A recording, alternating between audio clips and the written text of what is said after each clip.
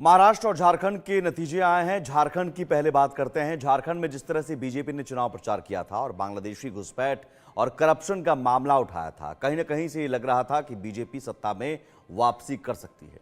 लेकिन आखिर क्या हुआ कि जनता ने हेमंत सोरेन और इंडी गठबंधन पर भरोसा किया, ये रिपोर्ट देखिए।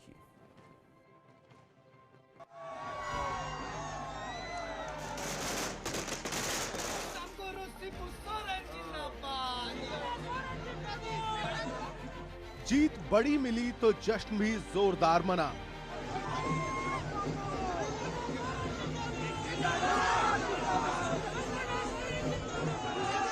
जीत की खुशी में नारेबाजी शुरू हो गई। हेमंत सोरेन समर्थकों की बाछें खिल गई।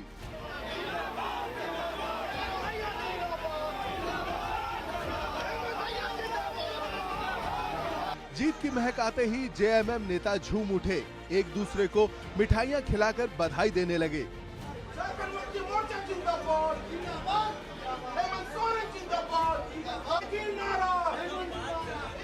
झारखंड में हेमंत सोरेन की अगुवाई में इंडिया गठबंधन ने कमाल कर दिया। चुनावी नतीजों ने बता दिया कि सोरेन के सिर ही ताज है।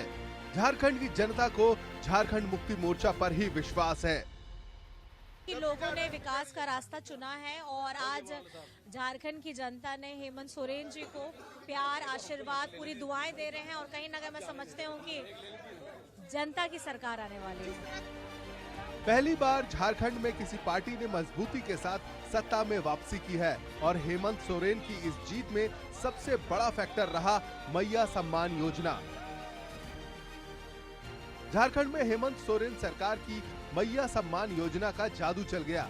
इस योजना के तहत राज्य में हर महीने महिलाओं को 1000 रुपए दिए जा रहे थे। इसके अलावा हेमंत सरकार ने स्कूल जाने वाली महिलाओं को मुफ्त साइकिल, बेरोजगार महिलाओं को नकद सहायता देने की भी स्कीमें शुरू की थी, जिसका असर चुनावी नतीजों में साफ दिखा। वहीं इंडिया गठबंधन की जीत में हेमंत सोरेन की पत्नी कल्पना सोरेन की भूमिका भी अहम रही। कल्पना सोरेन ने झारखंड में ताबड़तोड़ रैलियां की, जहां उनकी रैलियों में खूब भीड़ उमड़ती दिखी। साथ ही जिस तरीके से हेमंत सोरेन को भ्रष्टाचार के मामले में जेल भेजा गया था, जेएमएम ने इसे आदिवासी अस्मिता से जोड़ दिया।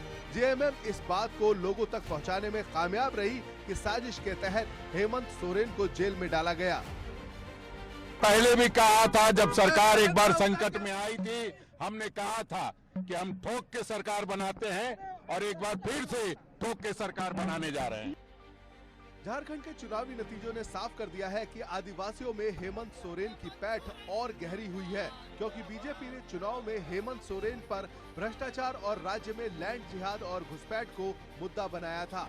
चुनाव से ठीक पहले चंपई सोरेन समेत कई आदिवासी नेताओं को भी अपने साथ जोड़ा था, लेकिन नतीजे बता रहे हैं कि आदिवासियों ने हेमंत सोरेन को ही अपना नेता माना। विश्वसनीयता ही हमारा मुद्दा है और उनका धोखेबाजी, जुमलाबाजी उनका मुद्दा। झारखंड मुक्ति मोर्चा हेमंत सोरेन की इमेज एक ऐसे नेता के रूप में गढ़ने में सफल रही जो किसी भी दबाव के आगे झुकता नहीं है।